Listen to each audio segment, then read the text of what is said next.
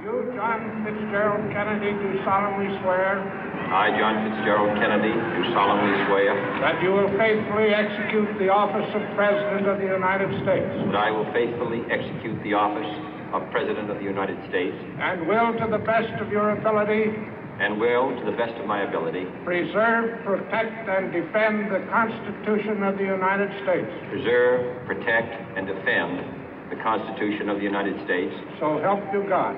So help me God.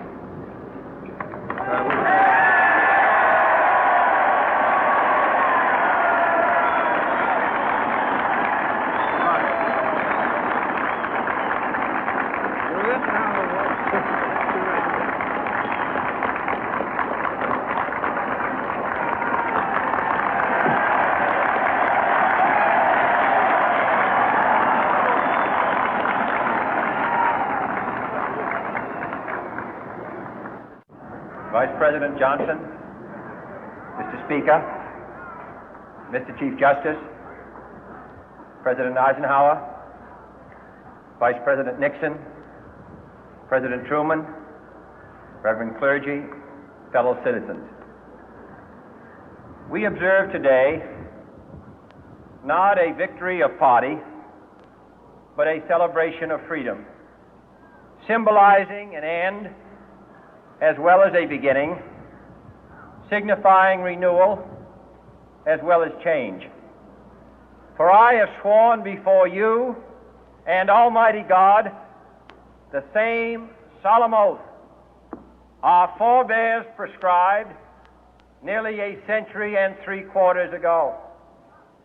The world is very different now, for man holds in his mortal hands the power to abolish all forms of human poverty and all forms of human life. And yet the same revolutionary beliefs for which our forebears fought are still at issue around the globe. The belief that the rights of man come not from the generosity of the state, but from the hand of God. We dare not forget today that we are the heirs of that first revolution. Let the word go forth from this time and place to friend and foe alike that the torch has been passed to a new generation of Americans born in this century, tempered by war, disciplined by a hard and bitter peace, proud of our ancient heritage, and unwilling to witness or permit the slow undoing of those human rights to which this nation has always been committed and to which we are committed today at home and around the world.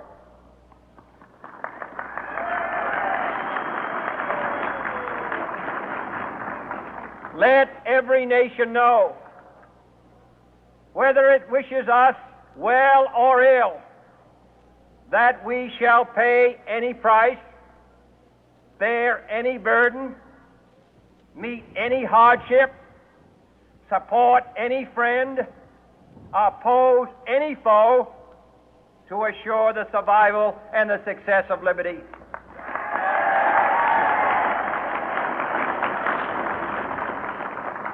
This much we pledge and more. To those old allies whose cultural and spiritual origins we share, we pledge the loyalty of faithful friends. United, there is little we cannot do in a host of cooperative ventures. Divided, there is little we can do, for we dare not meet a powerful challenge at odds and split asunder. To those new states whom we welcome to the ranks of the free, we pledge our word that one form of colonial control shall not have passed away, merely to be replaced by a far more iron tyranny. We shall not always expect to find them supporting our view, but we shall always hope to find them strongly supporting their own freedom, and to remember that in the past, those who foolishly sought power by riding the back of the tiger ended up inside.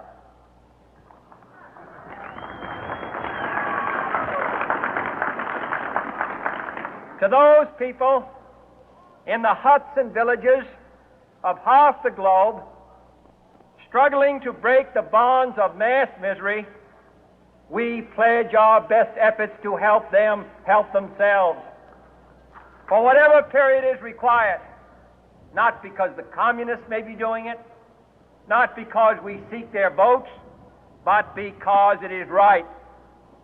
If a free society cannot help the many who are poor, it cannot save the few who are rich.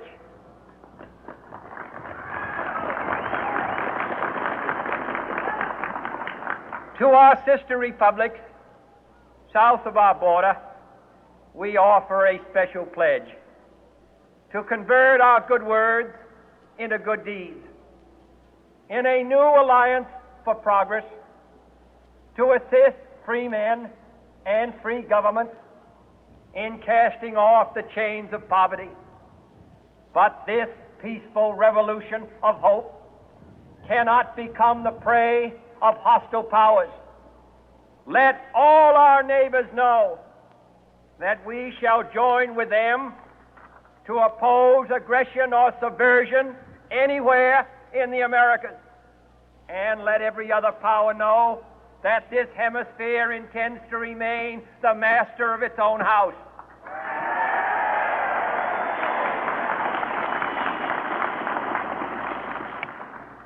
To that World Assembly of Sovereign States, the United Nations, our last best hope, in an age where the instruments of war have far outpaced the instruments of peace, we renew our pledge of support to prevent it from becoming merely a forum for invective, to strengthen its shield of the new and the weak, and to enlarge the area in which its writ may run. Finally, to those nations who would make themselves our adversary, we offer not a pledge, but a request that both sides begin anew the quest for peace. Before the dark powers of destruction, unleashed by science, engulf all humanity in planned or accidental self-destruction, we dare not tempt them with weakness, for only when our arms are sufficient beyond doubt can we be certain beyond doubt that they will never be employed. But neither can two great and powerful groups of nations take comfort from our present course